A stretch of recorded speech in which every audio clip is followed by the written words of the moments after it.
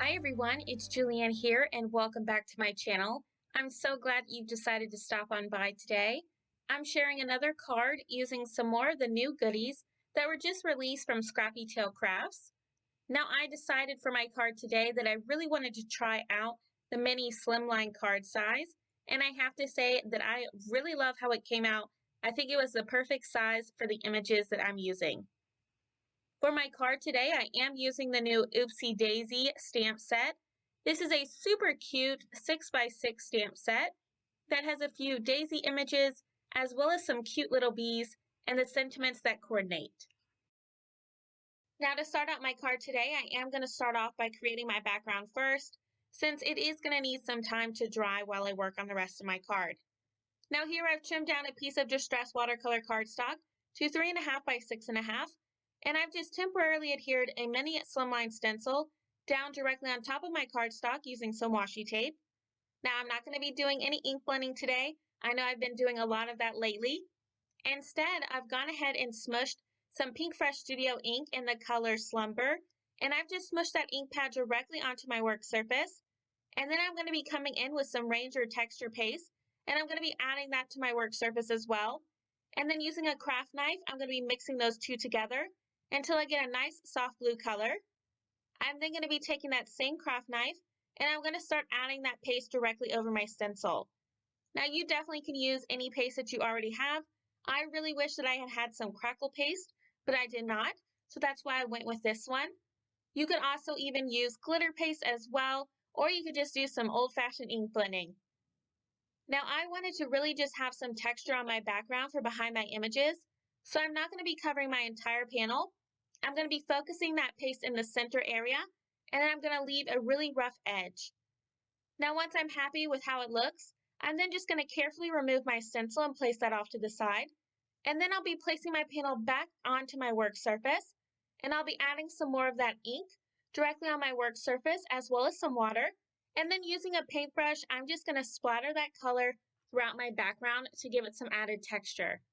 With my panel off to the side drying, I went ahead and stamped two of the daisies as well as two of the bees from the Oopsy Daisy stamp set onto a sheet of Express It blending cardstock using some Memento Tuxedo black ink, and now I'm going to start working on my Copic coloring.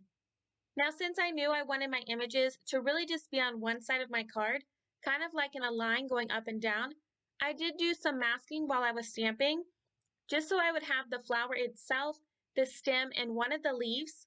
But each one of these flowers in this stamp set has some really nice added detail in them, so I just wanted to point that out as to why my images look a little bit different than the stamp set I showed you earlier.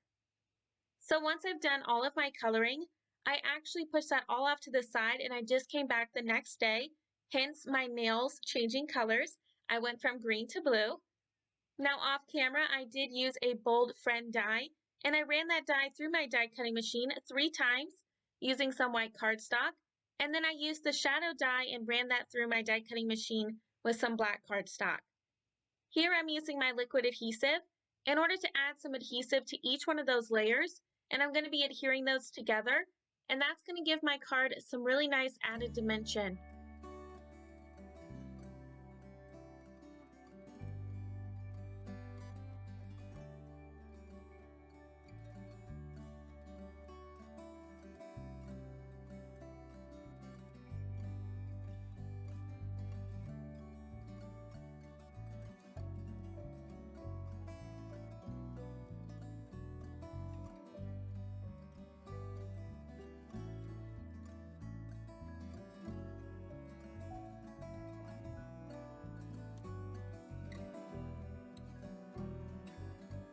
For an added extra sentiment, I've gone ahead and pulled out my mini MISTI, and I've placed a piece of black cardstock inside of it, and I'm going to be stamping one of the sentiments that's included in the Oopsy Daisy stamp set.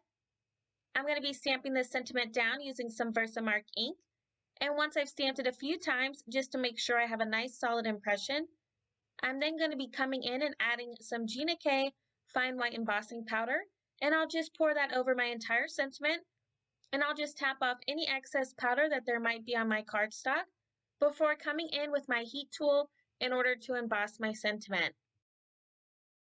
I'm now going to start working on assembling my card together. Now I've already gone ahead and added some foam adhesive to the back of my background panel, and I'm going to be adhering that down to a light blue mini slimline card base. Now my card base does measure 3.5 by 6.5, so I did end up trimming down my background panel just a little bit to 3 by 6.25, so that way I could have a really nice border all the way around my card. Once I've decided where I want my two flowers to go, I'm going to be adhering them down using some liquid adhesive. I'm going to start off with the flower on the top. I'll then just make sure that I have enough room for everything else I want on my card before adding some more of that adhesive to the back of my second flower and adhering that down to my background panel. I'm then going to be adding some more of that adhesive to the back of my sentiment die cut, and I'll be adhering that down to my panel as well, and I'll just be slightly covering the bottom flower. Next, I'm going to be adhering both of the bees, and I've added some foam adhesive behind both of those, and I'm just going to be adhering those on the right-hand side of my card. I'll then be using some additional foam adhesive, and I'm going to be adhering my Oopsy Daisy sentiment down in the bottom right-hand corner of my card.